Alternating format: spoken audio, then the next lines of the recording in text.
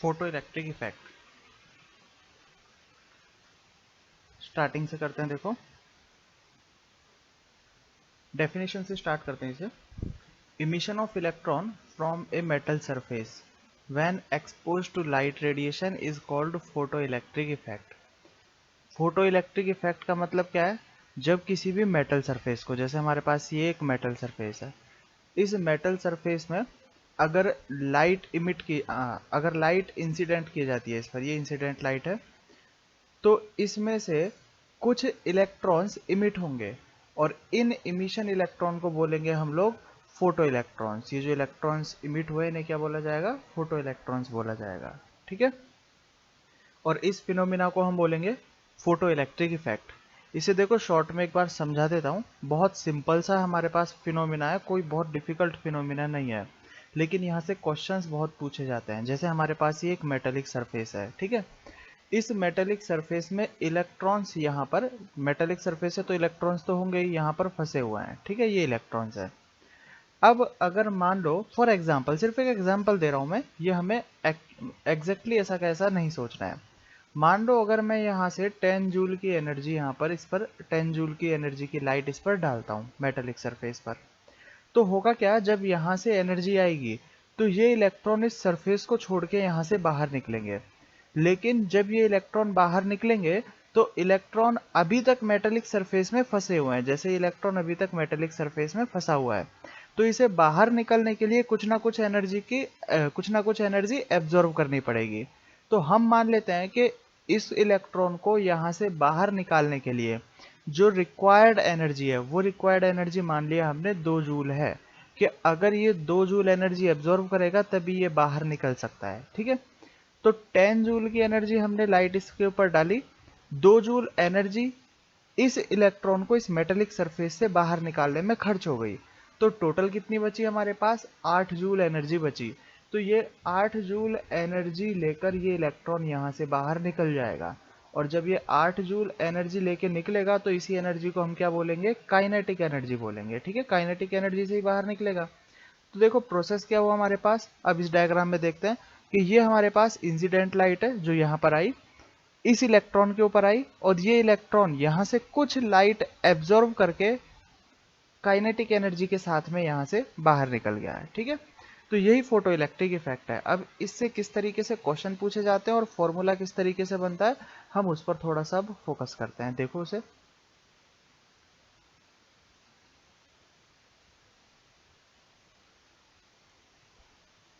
देखो जैसे हमारे पास ये मेटल था, मेटल के ऊपर ये जो लाइट आई, इस लाइट को हमने माना है एच न्यू की एनर्जी। पहले हमने 10 एग्जांपल लिया था, अब हम कितना क्या ले रहे हैं? H new. H new energy से ये लाइट यहाँ पर आएगी मेटेलिक सरफेस पर। ठीक है, और इस इलेक्ट्रॉन को यहाँ से बाहर निकालने के लिए जो रिक्वायर्ड एनर्जी है, वो रिक्वायर्ड एनर्जी है एच न्यू नॉट, जिसे हम किसे डिनोट कर रहे हैं? एच न्यू नॉट से। न्यू यहाँ पर फ्रीक्वेंसी, और न्यू नॉट को बोला जाएगा यहाँ पर थ्रेशोल्ड फ्रीक्वेंसी। ठीक है, वर्ड एक बार फिर से सुन लेना, थ्रेशोल्ड फ्रीक्वेंसी। थ्रेशोल्ड का मतलब क्या होता है?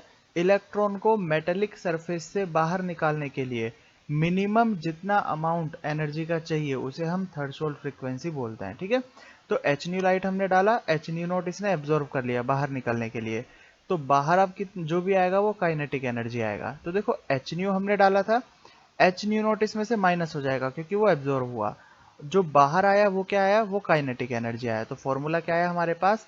H nu minus H nu naught is equal to kinetic energy. ये फोटो इलेक्ट्रिक इफेक्ट का फॉर्मूला है। बस इसी फॉर्मूले के बेस्ड अब क्वेश्चन आएंगे और आगे हम इसके धीरे धीरे कंसेप्ट समझते हैं। देखो नेक्स्ट है, जैसे अभी मैंने बताया थ्रेशोल्ड फ्रीक्वेंसी, उसकी डेफिनेशन, वर्क फंक्शन और थ्रेशोल्ड एनर्जी। थ्रेशोल्ड फ्रीक्वेंसी और थ्रेशोल्ड एनर्जी को वर्क फंक्शन भी बोला जाता है।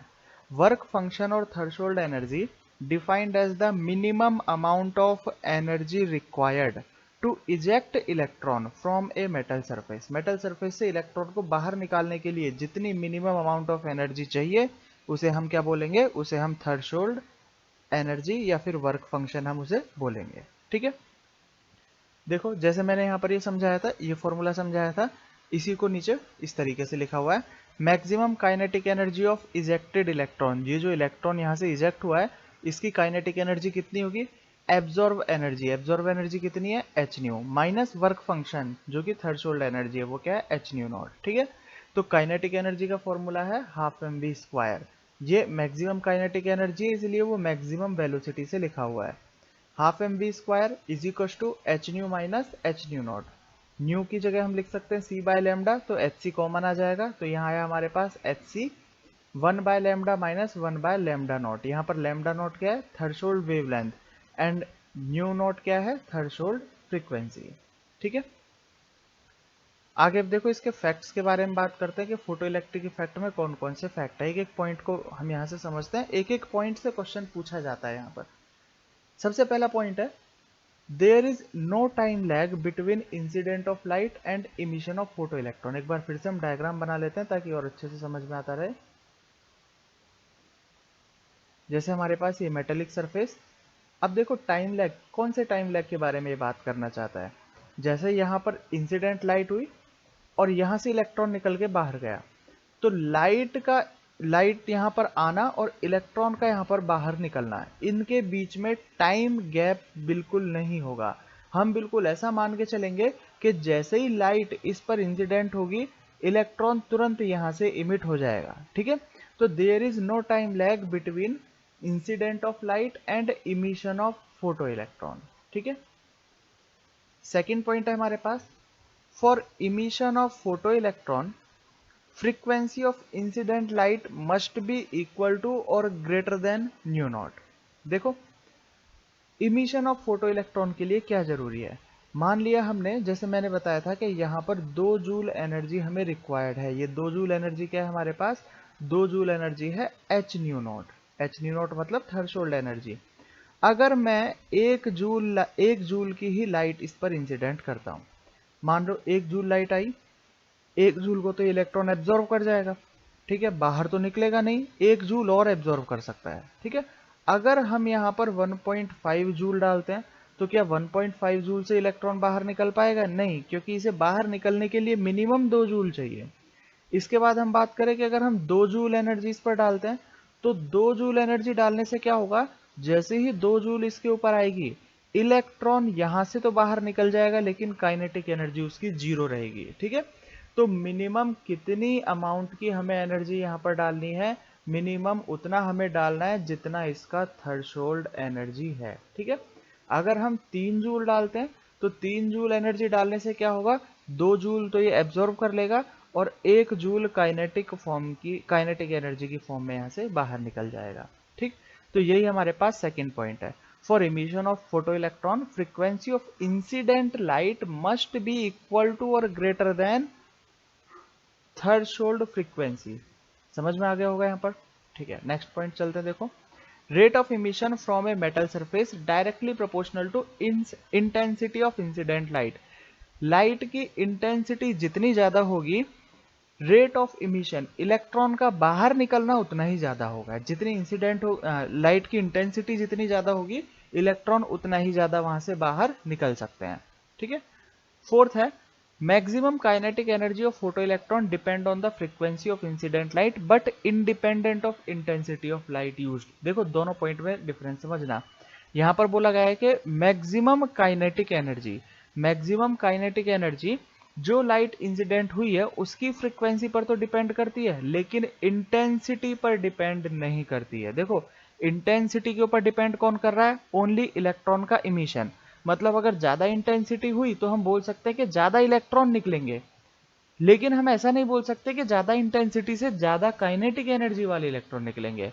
तो इंटेंसिटी सिर्फ इलेक्ट्रॉन के इमिशन को इफेक्ट करता है, उसकी काइनेटिक एनर्जी को इफेक्ट नहीं करता है। ठीक है, इसके डायग्राम देखते हैं कर्व किस तरीके से बने हुए हैं। जैसे देखो kinetic energy of photo electron किस तरीके से बनाया हुआ है हमने, ये है हमारे पास किस किस के बीच में, काइनेटिक एनर्जी एंड फ्रीक्वेंसी के बीच में। देखो स्टार्टिंग में म्यू से 0 से और न्यू नॉट तक ये कौन एब्जॉर्ब कर लेगा, ये तो थ्रेशोल्ड एनर्जी है, क्योंकि जब हम फ्रीक्वेंसी डालेंगे तो फ्रीक्वेंसी 0 से तो स्टार्ट होगी नहीं। एच न्यू नॉट तो मिनिमम एनर्जी हमें चाहिए, तो मिनिमम हमने न्यू नॉट का गैप छोड़ा है यहाँ पर। तो न्यू नॉट हमारे पास मिनिमम है तो कर्व स्टार्ट होगा न्यू नॉट से, और जैसे जैसे फ्रीक्वेंसी बढ़ती जाएगी वैसे वैसे एनर्जी बढ़ती जाएगी। और जैसे जैसे एनर्जी इंक्रीज होती जाएगी वैसे ही साथ में काइनेटिक एनर्जी इंक्रीज होती जाएगी।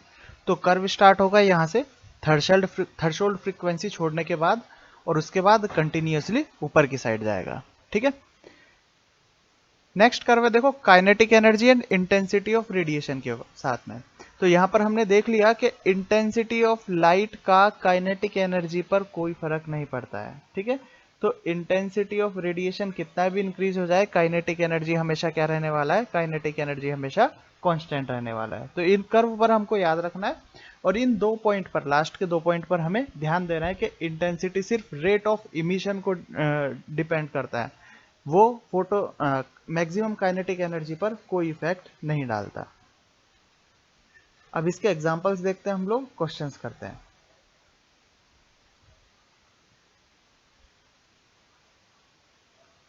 फर्स्ट क्वेश्चन है हमारा,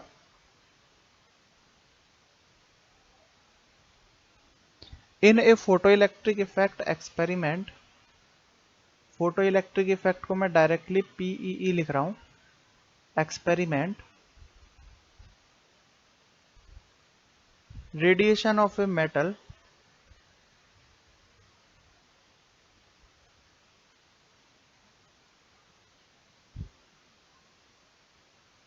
with light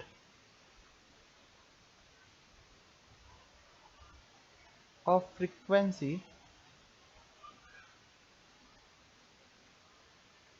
5.2 into 10⁻14, ये फ्रीक्वेंसी हमें गिवन है सेकंड इनवर्स में,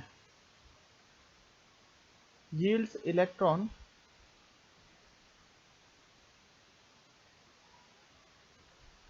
with maximum kinetic energy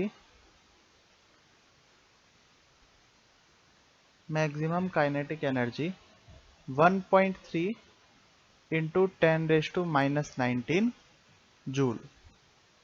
Calculate the threshold frequency of metal. Calculate the threshold frequency nu naught of metal. Question पहले तुम लोगों को खुद से ट्राई करना है, उसके बाद ही इसका सॉल्यूशन देखना है। देखो किस तरीके से होगा इसका सॉल्यूशन। फॉर्मूला हमें पता है, kinetic energy is equal to H nu minus H nu naught. हमें क्या फाइंड करना है यहाँ पर, थ्रेशोल्ड फ्रीक्वेंसी मतलब न्यू नॉट फाइंड करना है। तो h nu naught is equal to हो जाएगा h nu minus kinetic energy. ठीक है, एच से डिवाइड कर देंगे तो nu naught is equal to nu minus kinetic energy divided by H.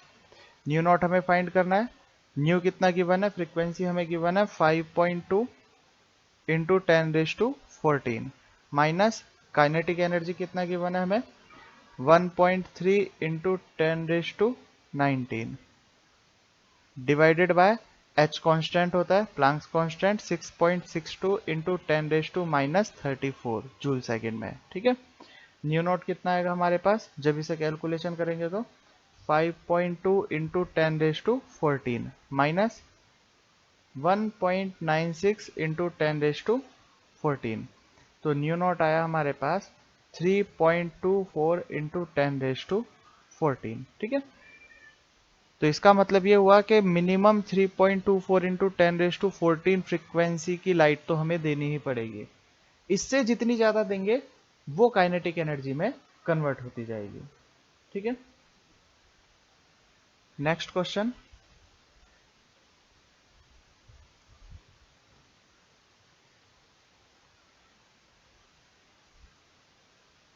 light of wavelength 5000 angstrom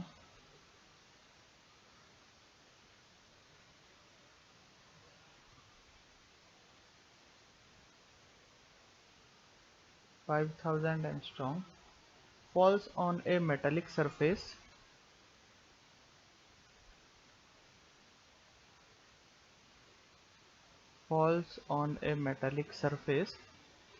of work function, work function का मतलब थ्रेशोल्ड एनर्जी से ही है, और वर्क फंक्शन हमें गिवन है यहाँ पर 3.4 into 10⁻19 joule. Find energy of photon, energy of photon, kinetic energy of photo electron, kinetic energy of photo electron. तो देखो ये फोटोन किससे बोल रहा है और फोटो इलेक्ट्रॉन। जैसे हम यहाँ से लाइट इमिट करते हैं तो लाइट किसकी फॉर्म में आएगी, या तो वेव, लाइट की दो फॉर्म होती है हमने पढ़ा है, या तो EMW या फिर पार्टिकल की फॉर्म। तो ये जो इंसिडेंट होती है इसे बोला जाता है फोटोन। ठीक है, फोटोन या वेव, इनमें से कुछ भी नाम ये दे सकता है। और यहाँ से जो निकलता है वो क्या होता है हमारे पास, फोटो इलेक्ट्रॉन। तो फर्स्ट क्वेश्चन में तो हमें ये निकालना है कि कितनी एनर्जी का फोटोन इस पर आया है। और सेकंड क्वेश्चन में हमें ये निकालना है कि यहाँ से जो फोटो इलेक्ट्रॉन इमिट हुआ है उसकी काइनेटिक एनर्जी कितनी है। ठीक है, तो फर्स्ट क्वेश्चन हमारा, फोटोन की एनर्जी क्या होगी, E is equal to, question में हमें गिवन है यहाँ पर वेवलेंथ, तो E is equal to directly hc by lambda होता है। hc कितना है हमारे पास, 6.62 into 10⁻⁻34 multiply by 3 into 10⁸ c होता है। एंड लैम्डा कितना है, 5000 एमस्ट्रॉन्ग के अंदर है, तो इसे हमें मीटर में कन्वर्ट करना पड़ेगा 10⁻10। ठीक है, जब इसे कैलकुलेट करेंगे तो कैलकुलेशन में आएगा हमारे पास 3.97 इंटू 10⁻19 जूल। ठीक है, ये आंसर हो जाएगा फर्स्ट का। सेकंड है हमारे पास kinetic energy of photo electron. Photo electron की काइनेटिक एनर्जी कैसे निकाल सकते हैं, kinetic energy is equal to half mv² is equal to किसके इक्वल था, ये था h nu minus H nu naught के। ठीक है, एच न्यू कितना है हमारे पास, 3.97 इंटू 10⁻19। फोटोन की एनर्जी अभी निकाली है हमने, ये रही फोटोन की एनर्जी, माइनस में h nu naught. H nu not क्या है हमारे पास, थर्शोल्ड, मतलब थर्शोल्ड एनर्जी, ये वर्क फंक्शन 3.4 इंटू 10⁻19। ठीक है, 10⁻19 कॉमन निकलेगा तो बचेगा हमारे पास 5.7 इंटू 10⁻20 जूल। ये आंसर आ जाएगा। देख लीजिए, सिंपल फॉर्मूला बेस्ड है। एक बार हमें फॉर्मूला समझ में आ गया किस तरीके से करना है, तो क्वेश्चन कैसे भी घूम के आ जाए हम उसे इजीली सॉल्व कर सकते हैं, कोई भी कॉम्प्लिकेशन उसके अंदर नहीं है। एक क्वेश्चन और देखते हैं।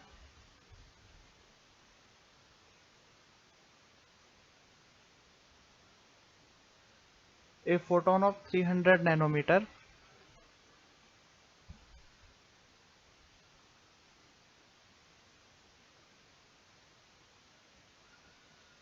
is absorbed by a gas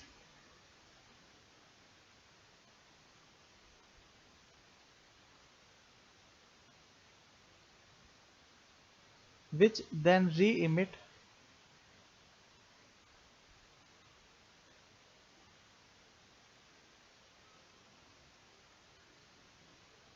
two photons.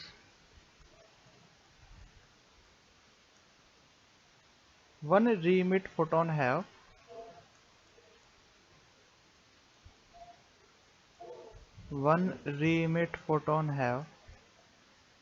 a wavelength of 400 nanometer.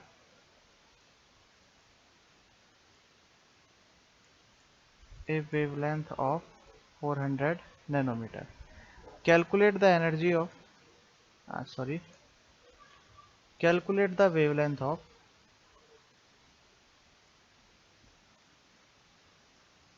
other photon re-emit out.